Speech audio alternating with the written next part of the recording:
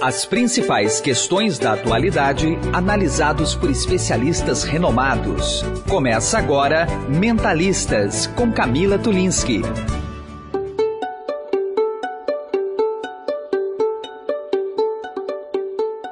Julho é lembrado como o mês em que se chama atenção para a saúde masculina. Será que os homens ainda procuram pouco o médico? Quais são os mitos e as resistências enfrentados por essa população? É o que vamos desvendar agora aqui no Mentalistas.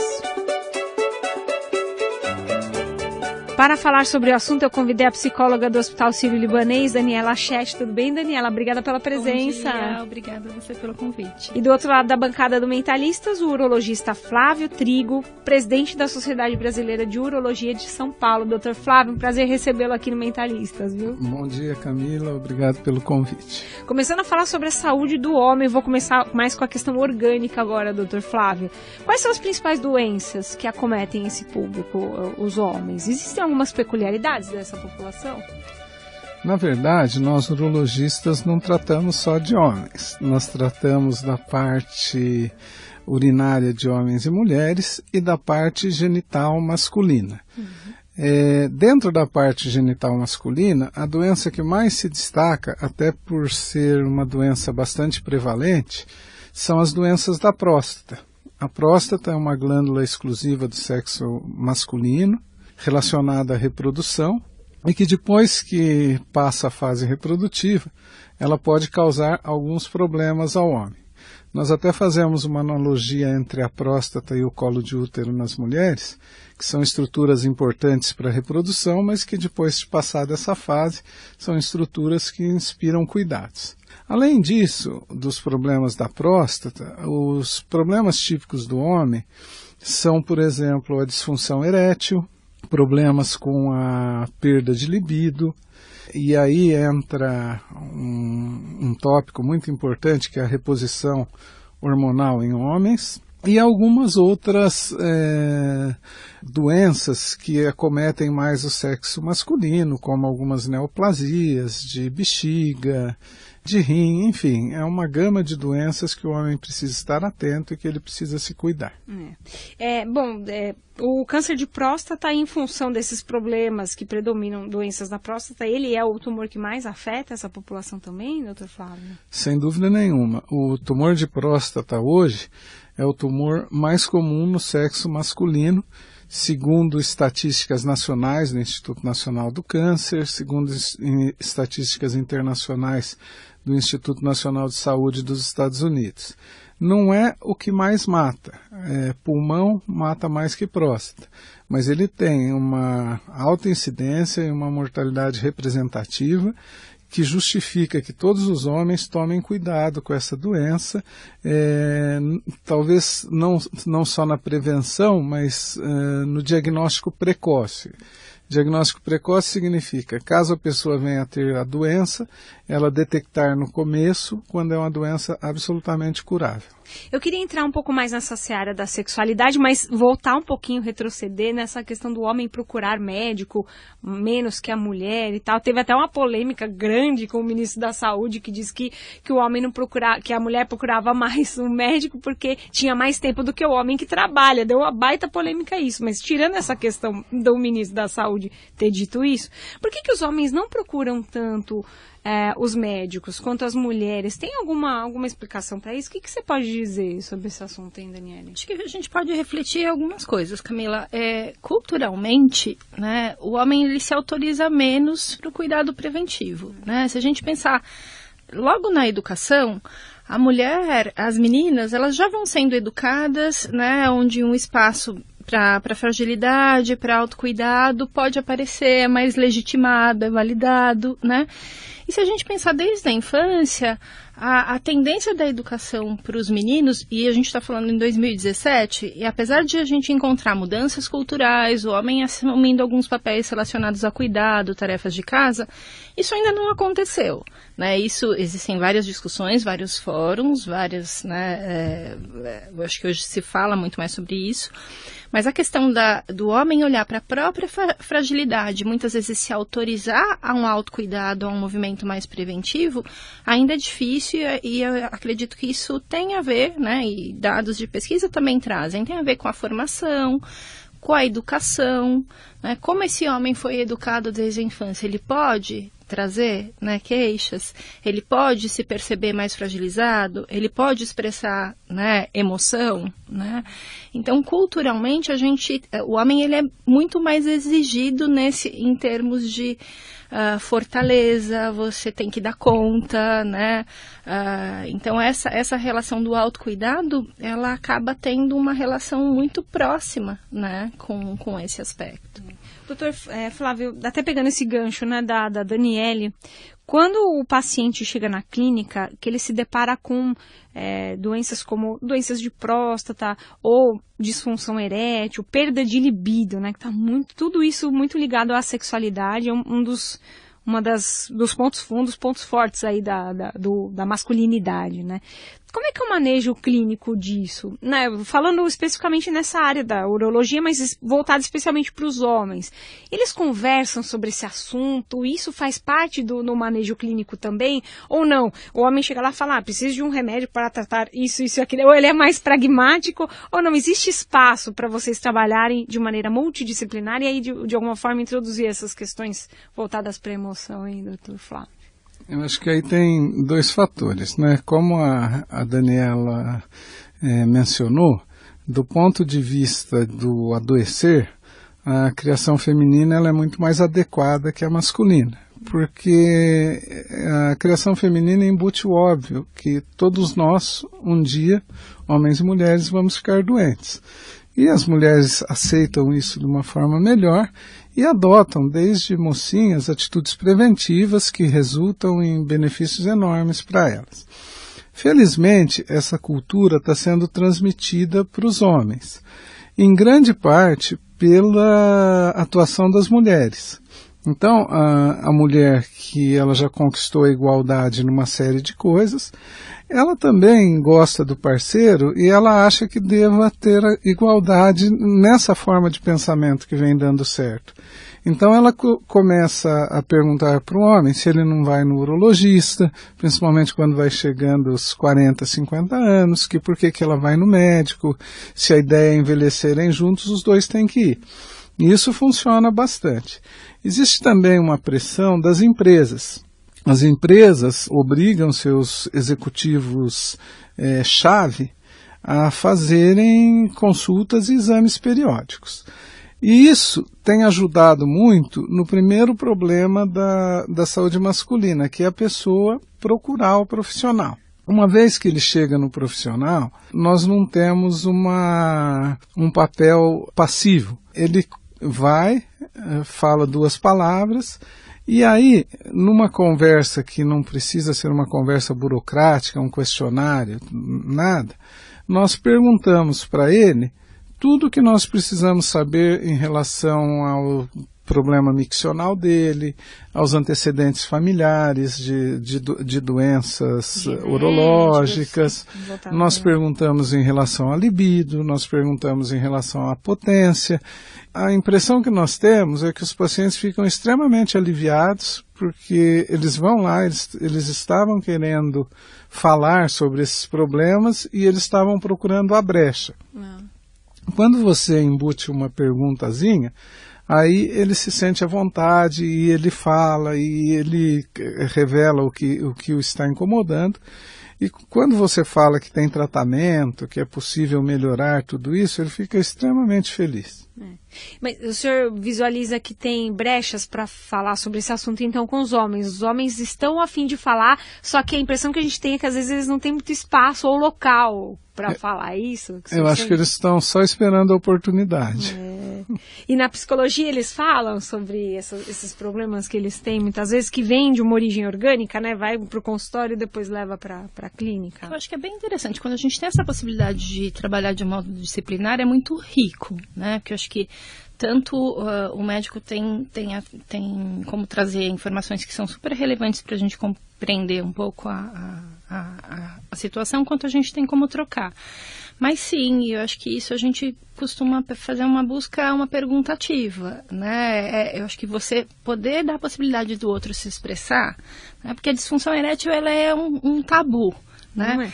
É interessante a gente pensar, né? Porque, principalmente o homem, ele é muito exigido, né? É quase uma máquina, né? Como se todo mundo desejasse o tempo todo. E ninguém deseja o tempo todo. E também não pode falhar, nunca, né? E não pode falhar. Tabuzão, então, assim, todo mundo deseja o tempo todo? Todo mundo deseja o dia, todos os dias, né? Porque tem toda uma condição de o estresse, né? Influencia, o cansaço influencia, um dia que você teve um dia mais difícil na tua empresa. A gente vive numa sociedade que tem uma condição de produtividade, de excelência, né? Então, essa utopia, né, de que o homem, dessa potência, né, ela é muito complicada, porque a disfunção, né, ela, no final das contas, muitas vezes ela é tida como uma doença, mas é uma disfunção que a gente precisa entender qual é a natureza, né? E é interessante que, assim, a sexualidade, ela está associada a quê? A prazer. Né? E o que a gente percebe na disfunção, quando tem uma condição da disfunção erétil, é que o momento da expressão da sexualidade, ele acaba ficando atrelado à dor e à frustração. Né? E se ele não encontra um canal para expressar, para abordar e para, enfim, né? Acho que primeiramente entender se tem algum fator ali orgânico que está, né, levando a isso. Mas, de fato, poder trabalhar esses aspectos que muitas vezes está associado à ansiedade ou a um processo depressivo que está acontecendo, né, aquilo tende a virar uma bola de neve que não é abordada. Fiquei pensando nisso, na falta de abordagem, quando você tem, por exemplo, uma situação em que o homem fez a cirurgia de próstata, né? E talvez tenha perdido a função erétil mesmo. E aí tem alguns casos que a pessoa faz implante, né, doutor? Eu queria entrar um pouco mais nessa seara, porque muitos homens, dependendo da situação, estão casados há muitos anos, acompanham, existe uma relação de amor, mas eles acabam, os dois, né, tanto o homem quanto a mulher, enterrando essa parte na vida que até aquele momento existia e muito bem, obrigada, né? O que a gente pode falar sobre esse assunto? Como é que o homem e a própria parceira podem lidar quando tem uma situação como essa, né? Isso que você mencionou é muito importante, Camila. Pegando um gancho no que a Daniela falou, para nós, quando nós atendemos um homem com disfunção erétil, na grande maioria dos casos, nós sabemos se a origem é orgânica ou psicológica. Tá. Por exemplo, um casal que vivia bem, tinha uma vida sexual saudável, ele vai e opera a próstata, ele deixa de ter ereção, é mais ou menos óbvio que foi a cirurgia da próstata que causou o problema da ereção, e que se você resolver o problema da ereção desse homem, você resolve o problema sexual do casal. Agora, tem alguns outros casos que a pessoa vem, principalmente pacientes mais jovens, que não têm uma doença grave, um diabetes grave, uma hipertensão grave, e a pessoa começa com ejaculação precoce ou com perdas súbitas da ereção sem um fator desencadeante específico, está tendo alguns problemas de relacionamento. Esse paciente é o paciente que eu vou pedir para a psicóloga ver e ele vai ser muito melhor tratado pela psicóloga. Então, nós temos alguns grupos que existe uma alta probabilidade de que a disfunção erétil seja de origem orgânica, por exemplo, pós-cirurgias de próstata, diabéticos graves, pessoas que operaram o coração. E nesses casos, o tratamento deve ser focado mais no problema da ereção mesmo. Agora, outras situações envolvem uma abordagem da sexualidade como um todo, não só do paciente, mas do casal. E aí é muito importante a participação do psicólogo, mesmo que a gente medique esses pacientes, a medicação às vezes melhora, tem remédios que melhoram a ereção em quase que qualquer situação. Mas para resolver o problema de uma forma global, é fundamental a abordagem multidisciplinar. E aí na clínica psicológica é possível atender o homem e essa mulher, essa esposa? Como é que é feito o atendimento psicológico, Daniela? Eu acho que em algumas situações existe a orientação do casal, né? Então, existe hoje alguns profissionais que são especializados, né? Terapeutas que são terapeutas de casal, tem algumas abordagens direcionadas especificamente para o aconselhamento sexual, né? E existe, às vezes, o tratamento individual. Essa avaliação a gente vai fazer caso a caso, né? Situação a situação. Agora, eu acho que interessante, por exemplo, nesses casos relacionados ao câncer de próstata, o que chega muitas vezes na clínica psicológica também, a gente está falando de um tratamento que a sexualidade está muito vinculada também à identidade, né? Então, muitas vezes existe essa cirurgia, né, que enfim, tem como consequência essa questão com a ereção, mas existe todo um tratamento que tem outros efeitos colaterais também, então um processo de fadiga, né, às vezes de novo, né, aquele peso da potência, o homem está se vendo numa condição de fragilidade, então tem toda, às vezes, uma ressignificação de identidade que está acontecendo pelo próprio impacto diagnóstico. A situação de provedor, né? Muitas vezes esse homem recebe um diagnóstico que ele tem que suspender ou mudar um pouco a dinâmica, por exemplo, dele profissional. E isso às vezes tem um impacto, né, na família, na questão financeira dessa família. Às vezes esse homem ele vai ficar em casa o dia todo e ele nunca fez isso na vida. Então, são muitas mudanças. São muitas mudanças que estão acontecendo e que eu acho que cada uma dessas questões ela precisa ser visitada e entendida como isso de fato afeta essa dinâmica, inclusive que pode também impactar a sexualidade e a conjugalidade. Revista Mente e Cérebro, uma parceria de conteúdo com o programa Mentalistas. Vamos agora falar com a psicóloga, a psicanalista Gláucia Leal, editora da revista Mente e Cérebro, nesta parceria com o programa Mentalistas. Tudo bem, Gláucia? Tudo bem, Camila? Tudo certo. Bom, vamos falar especificamente sobre dor e a revista Mente e Cérebro traz um especial a respeito desse assunto. Quais são os artigos que vocês trouxeram na edição agora, hein? Camila, a gente está falando um pouquinho sobre essa questão tão grave que é a dor crônica. A Organização Mundial da Saúde estima que hoje no Brasil exista um universo de 70 milhões de pessoas que têm um quadro de dor crônica. E a dor crônica ela está associada a sintomas depressivos, a sensação dolorosa compromete as interações sociais e afetivas, claro que vai comprometer o trabalho, a capacidade produtiva, intelectual, e cada vez mais especialistas estão concordando que mesmo que os medicamentos mais potentes, eles muitas vezes não são suficientes para ajudar essas pessoas, né? E aí é preciso recorrer a outras maneiras de ressignificar essa experiência. E isso passa muito pela questão da psicoterapia.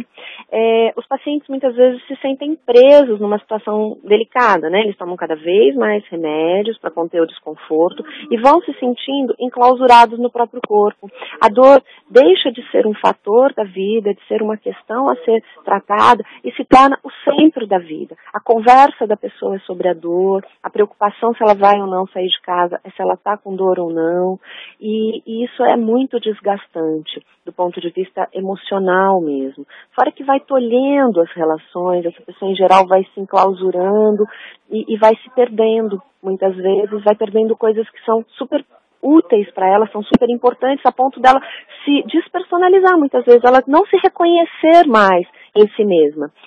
E uma coisa fundamental é entender como a sensação dolorosa se instala, como que a dor foi tratada na infância, como que a dor era vivida pelas pessoas próximas, pelos adultos que cuidaram dessa pessoa quando ela era uma criança.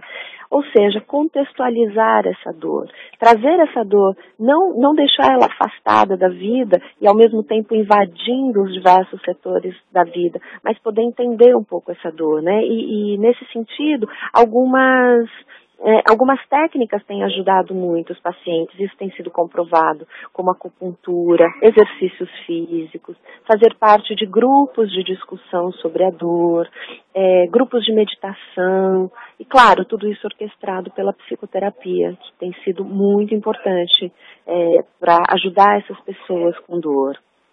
Perfeito, esta psicóloga psicanalista Gláucia Leal, editora da revista Mente e Cérebro, todo mês uma edição fresquinha para você que acompanha aqui o programa Mentalistas, edição fresquinha da revista Mente e Cérebro. Obrigada, viu, Gláucia? Até uma próxima. Obrigada, Camila, é um prazer estar com vocês.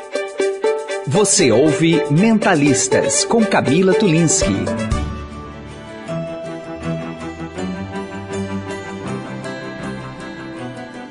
Estou recebendo aqui no Mentalistas a psicóloga do Hospital Sírio-Libanês, Daniela Achete, e do outro lado da bancada, o urologista Flávio Trigo, presidente da Sociedade Brasileira de Urologia de São Paulo. Um outro assunto que acho que é importante a gente usar esse espaço aqui no Mentalistas para abordar é a questão da andropausa, que é pouco falada nesse universo masculino. Afinal de contas, doutor Flávio, do que se trata a andropausa? Conta aqui para as pessoas que estão nos ouvindo, hein? Andropausa foi um termo que se tentou para exprimir no homem uma situação semelhante à menopausa nas mulheres. Tá. Como a situação é um pouquinho diferente, a gente prefere o termo deficiência androgênica do adulto. Nós estávamos falando, até há pouco, sobre a disfunção erétil, né? Então, disfunção erétil não tem uma relação direta com a quantidade de hormônios. É claro que, como ele está relacionado com a libido, se você tiver uma libido muito baixa, você acaba tendo disfunção erétil. Mas, por exemplo, medicações para tratamento de ereção não interferem com a libido. A libido, como nós estamos falando com o público leigo, é aquele desejo de ter o relacionamento sexual. E um dos fatores que interfere muito com esse desejo são os níveis de testosterona. Então, nós sabemos que a partir de uma determinada idade, alguns homens experimentam uma diminuição da dosagem sérica de testosterona. E isso pode causar sintomas de comportamento. Então, há uma redução da libido, às vezes tem uma queda de pelos, às vezes a pessoa se torna mais desanimada, mais triste, e de repente você vai lá, idosa, e tem uma testosterona baixa, você fazendo a reposição dessa testosterona, você pode melhorar muito todos esses aspectos. Por que a testosterona ela diminui? É por causa da idade? Tem algum fator externo? Está relacionado com a idade e, por algum motivo, a hipófise ela deixa de mandar o estímulo adequado para os testículos produzirem a testosterona. Então a hipófise também é responsável por essa diminuição. Exatamente. Só que assim, não são todos os homens que têm libido baixa, que têm desânimo, que têm baixa de testosterona. Então, para você indicar um tratamento de reposição de testosterona, é fundamental que você faça a dosagem laboratorial e você comprove que principalmente a testosterona na sua forma livre está baixa. Além dessa, então, no caso do homem, ele pode fazer tratamento de reposição hormonal? Pode. E deve, é indicado isso para ele? Pode. E aí tem algumas coisas que são muito interessantes. Por exemplo, pacientes que têm câncer de próstata fora de controle, um dos tratamentos que se faz é justamente suprimir a testosterona. Você, através de medicamentos, ou mesmo através de uma remoção de parte dos testículos, você suprime e isso melhora o controle do câncer de próstata. Só que, paradoxalmente, não existe na literatura médica um único caso que tenha provado que a reposição de testosterona causou um câncer. Então, testosterona pode piorar um câncer fora de controle, mas ela não causa câncer. Se a pessoa teve o câncer da próstata, ela vai ter fatalmente uma diminuição da testosterona no futuro ou não necessariamente? Não se tem essa... Não. Normalmente as pessoas que têm câncer de próstata, elas têm uma testosterona mais baixa que a população normal. Então já... E aí você vai lá, trata do câncer de próstata e ela começa a ter sintomas da falta de testosterona. E uma coisa que é bem recente é que foi demonstrado através de estudos científicos que pacientes que tiveram câncer de próstata, desde que eles estejam curados, porque você foi lá, removeu a próstata, as dosagens de PSA se tornaram insignificantes, eles também podem receber testosterona. Então pelo menos daria para fazer o tratamento de reposição. Daria para fazer hormonal. A reposição desde que a doença esteja controlada. Já que o câncer de próstata voltou aqui para o nosso assunto do programa, que a gente estava falando, é que eles estão todos relacionados, né? Popularmente a andropausa, mas também o câncer de próstata. Eu acho que um tema também interessante da gente abordar é o temido exame de toque e todo o mito que tem em relação a isso, e o quanto isso pode mexer ou de alguma maneira mexe com a masculinidade. Tem muitos homens que ficam brincando. O brasileiro é um povo que brinca muito, né? Em várias situações. Então você, e aí? Você foi lá, fez o exame de toque depois dos 40 anos, né? Tal. Até que ponto isso atrapalha? E a gente sabe que atrapalha, porque tem muitos homens, né, que não vão. Mas até que ponto isso é um tabu e que precisa ser quebrado? Eu queria, assim, do ponto de vista psíquico, Daniela, o que a gente pode falar sobre esse tema aqui? Eu acho que a gente volta para uma questão que é de cultura, né? Acho que tem alguns paradigmas que vêm mudando. Eu acho que é uma coisa muito reducionista a gente compreender, né? Porque o homem falou assim, existe todo um estereótipo. Se a gente pensa assim, a mulher, desde muito cedo, ela vai ao ginecologista, ela passa por exame preventivo, né? Existe toda uma condição que a mulher já aprende e o toque já é tido e recebido, né, com um significado muito distinto. Natural também, né? Como parte de um cuidado. Então, eu acho que a grande questão é essa educação, do quanto este toque, né, que é um toque para chegar a um diagnóstico precoce, ele é parte de um autocuidado. Né? Então, eu acho que tem muito um processo de preconceitos, às vezes, relacionados à masculinidade, que eu sinto que hoje a gente vem quebrando, com campanhas, né, com uma condição do próprio homem poder reconhecer uma condição de poder se reconhecer mais frágil, mais vulnerável, sem necessariamente ter rótulos de gêneros, e isso está relacionado a um questionamento em relação à sexualidade propriamente dita, né? E eu acho que isso, o que eu sinto é que a maior parte tem uma questão de geração, né? Eu sinto que a geração que vem vindo talvez tenha menos tabus em relação a isso, né? Porque eu acho que a discussão que hoje a gente tem em relação a gênero já mudou, né? Mas eu tenho a sensação que uma geração ali até a década de 50, 60, não sei se o Dr. Trigo concorda com isso, isso era um tabu muito grande, né? Porque isso estava muito direcionado e de um jeito talvez muito mais simplificado e muito reducionista em relação, assim, o quanto ser tocado, né? Será que isso vai despertar algum desejo desejo que eu não sei lidar? Por exemplo, o homem às vezes pode olhar outro homem e entender e achar aquele homem bonito. Isso significa que aquilo tem que trazer algum conflito para ele? Não, mas isso em algumas gerações isso era vivido como um grande conflito, né? Então, assim, o fato de eu desejar, de eu admirar alguém do mesmo sexo, não significa necessariamente que eu tenho um conflito sexual, né? Então, eu acho que esta questão acaba sendo tratada, às vezes, reforçando um tabu. E essa questão da idade, hein, doutor? Vou pegar a provocação ali da Daniela, né? Isso acontece mesmo? O senhor percebe no manejo clínico que os homens de uma geração mais antiga são mais resistentes com relação a isso? O que você pode dizer? Eu assino embaixo tudo que a Daniela falou. Eu acho que conforme as gerações vão evoluindo, esse conflito é muito menor, é uma coisa muito mais aceitável. E o que a gente pode dizer é que, do ponto de vista médico, se você quer fazer diagnóstico precoce de câncer de próstata, é fundamental você fazer o exame de toque. Não tem outro jeito. Tem outro jeito.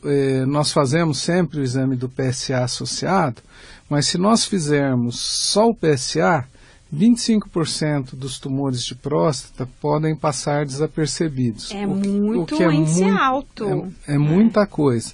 Então, a recomendação atual da Organização Mundial da Saúde é que homens, a partir dos 50 anos, façam os exames de toque e o exame de PSA. É muito mais importante você fazer um exame de toque do que fazer um exame de ultrassom.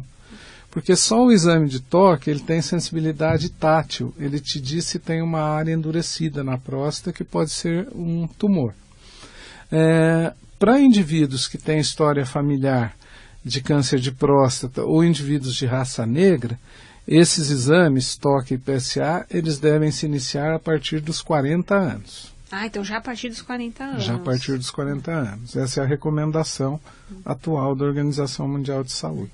Bom, a gente já está quase na reta final do programa. Eu queria umas palavras aqui, uma orientação para o público masculino e também o feminino, que está intimamente ligado aí. São as mulheres que ficam, né, falando para o marido ou para o filho. Tá? E acho que talvez, para tentar mudar um pouco essas crenças e muitos problemas culturais que a gente já debateu aqui, talvez desde pequenininho, não dizem que é de pequenininho que se torce o pepino, então desde pequenininho, né, ensinando os menininhos a cuidarem ou a frequentarem mais o médico, pode ser uma luz no fim do túnel, né?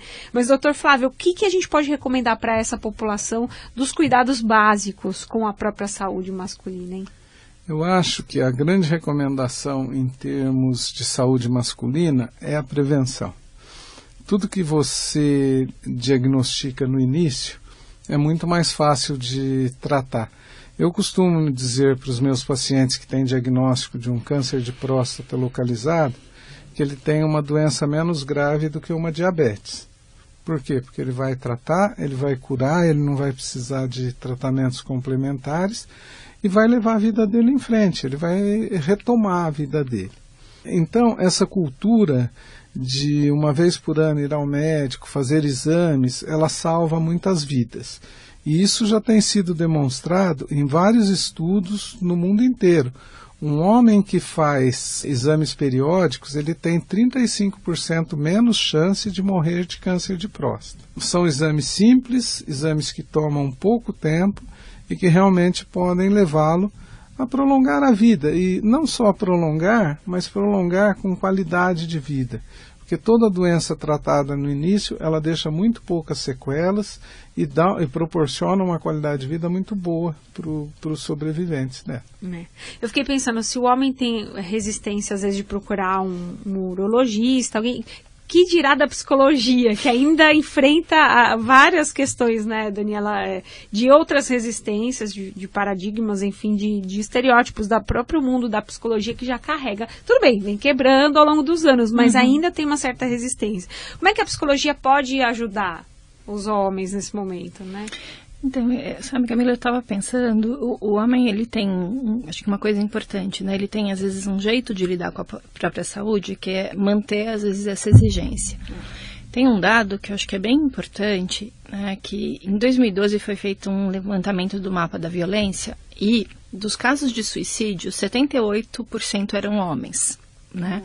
Porque o homem, ele tende quando ele começa a se perceber incomodado, desconfortável, seja por uma condição orgânica, eu estava pensando um pouco na andropausa, né, onde não reconhece mais uma mesma condição anterior, ou por uma condição de desemprego, isso afeta muito a saúde psíquica, né? A tendência do homem é reagir bebendo mais, ficando mais agressivo, né? Então, isso acaba aparecendo como um sintoma. Então, eu acho que uma grande questão é poder pedir ajuda. Às vezes, uma primeira porta de entrada para o homem é o médico. Né? E a importância muitas vezes de se reconhecer que existem outros sofrimentos que não o orgânico, mas o sofrimento psíquico que pode levar a quadros muito graves também. Então, aprender a pedir ajuda, reconhecer que fragilidade e vulnerabilidade são parte do humano, né? Assim, é de todo mundo, né? E não é da mulher. Lógico que você pode escolher um espaço que é o teu, que você vai falar sobre isso, que vai ser protegido e que tem como se cuidar. Mas eu acho que acho que a grande questão é o homem aprender a nomear e pedir ajuda de uma forma mais precoce. Muito bem, agradecendo a participação da psicóloga do Hospital Sírio-Libanês, Daniela Achetti, e também o urologista Flávio Trigo, presidente da Sociedade Brasileira de Urologia de São Paulo. Muito obrigada, viu, doutor Flávio, pela presença. Camila, eu gostaria de dar um último alerta em termos de prevenção, já que nós estamos falando disso. Em relação às doenças sexualmente transmissíveis.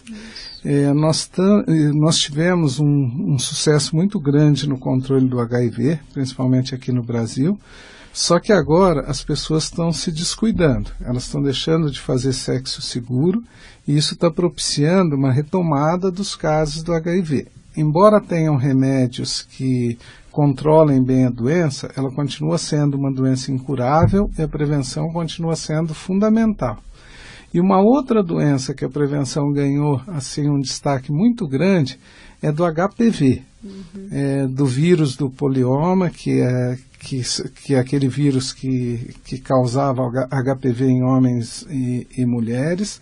Nós estamos vivendo uma mudança muito positiva, porque surgiram as vacinas realmente funcionam.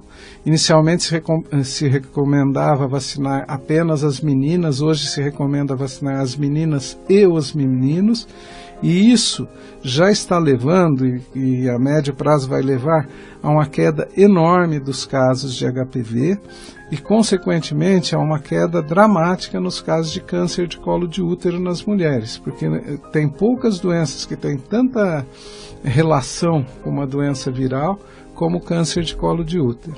Então, talvez um dos grandes alertas aqui do seu programa, e isso tem que começar numa idade bastante jovem, é assim, HPV, vacina, vacina e vacina. E prevenção também, acho que dá pra gente colocar como palavra-chave, né? Então, agradecendo a participação do urologista Flávio Trigo, presidente da Sociedade Brasileira de Urologia de São Paulo, e da psicóloga do Hospital Sírio-Libanês, Daniela Achete. Muito obrigada pela presença de vocês, viu? Foi um prazer. Que agradeço, foi uma satisfação. Até a próxima. Você ouviu Mentalistas com Camila Tulinski.